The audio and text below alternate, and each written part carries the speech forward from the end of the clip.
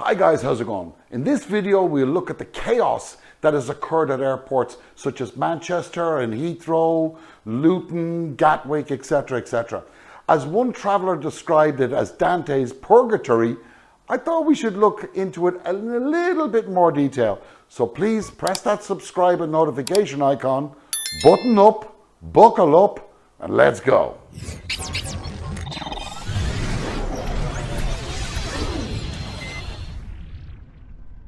Now, more than anything, what struck me about these events was the reaction from the Home Office. What was staggering was basically the wall of silence, except for a brief statement, a very brief statement that read the wait times were unacceptable. And the border force are rapidly reviewing its rosters, capacity and flexibility in deploying our staff across airport to improve waiting times. In other words, we got caught on the hop, we're doing our best, let's see how it goes. That's what that means. Of course, we also heard from Patel's response. Also, amazingly, it read, her instruction, get the queue chaos sorted. Now, really? Come on. Now, all of this really shouldn't come as a surprise to anybody, given this government's display of the most incompetent handling of almost everything it has touched for the last 5 years or so. But let's take a look for ourselves.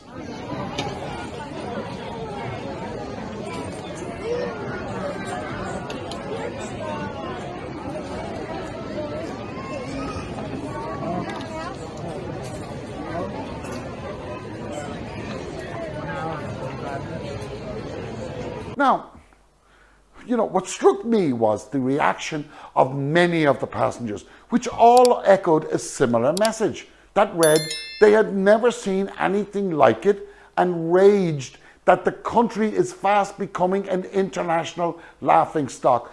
And they're right. There's no argument against that. It's plain as day. One woman caught up in the chaos described rows in arrivals at Heathrow, and to add insult to injury, a wait of 30 minutes just to get onto the bus to bring them to their parked cars. But to add to the irony to insult was the statement by Heathrow that said, the unacceptable waiting times this weekend for border force protocols was caused by staff shortages. End of. Adding to this revelation was the comment from former Cabinet Minister John Redwood, who told the Mail Online that he believes, I'm quoting here, he believes Priti Patel has already told the border force and the airports to get the situation sorted, but said also that she may now need to exert even more pressure as queues formed despite relatively low numbers travelling. Okay, now, what is worth repeating here? She may now need to exert even more pressure as queues formed despite relatively low numbers travelling. But as they said in Jaws, just as you thought it was safe to go back to travel, the weary passengers are also faced with a bloody big problem.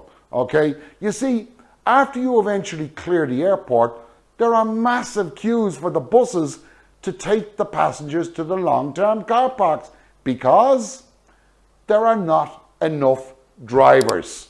Okay? But all of this comes as a surprise, correct? Absolutely not. This was about as unexpected as Santa Claus on Christmas morning or Patel not acting with compassion. The photo you're seeing right now is from an article written 5 weeks ago. And the excuse back then was, you guessed it, the pingdemic. That was the problem. Okay? In that incident, many people were taking photos and videos of the disruption, and the staff were also clearly not happy as they were walking up and down like yo-yos and explaining the lengths of lines through the radios, through every which manner, what the problems were. The queues to get through passport control took longer than most flights from anywhere in Europe 5 weeks ago. Okay? The statement from authorities at the time, however, was that delays were caused by spot checks for COVID.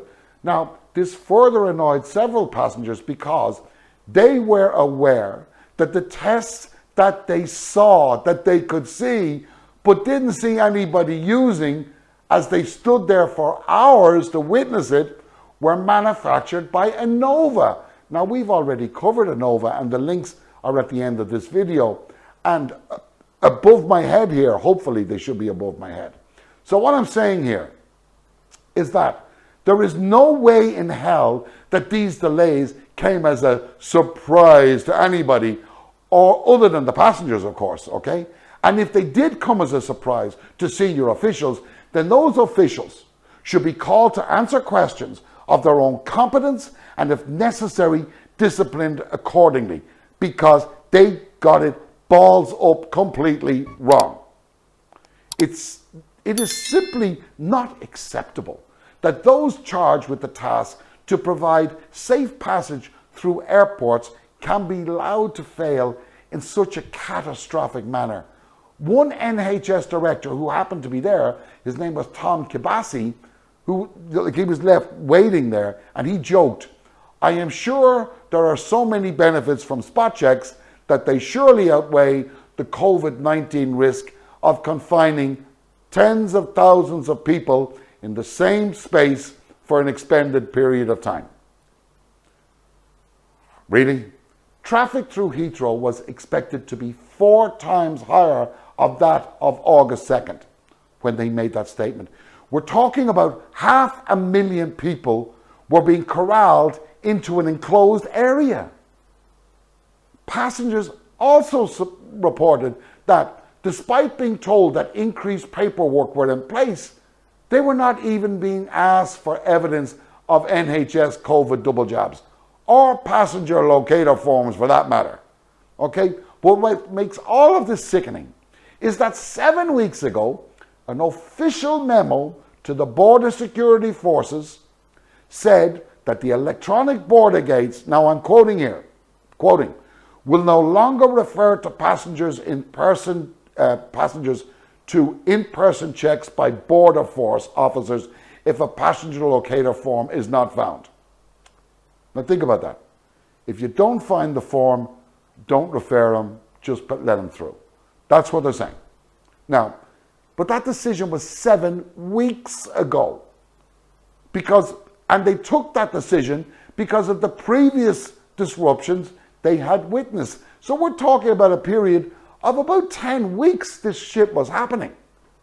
In summary, perhaps now, at long last, those numpties who voted for this chaos, who came in on those flights, will come to realize that they are to blame, not the EU. Thanks for watching, and I'll see you on the flip side.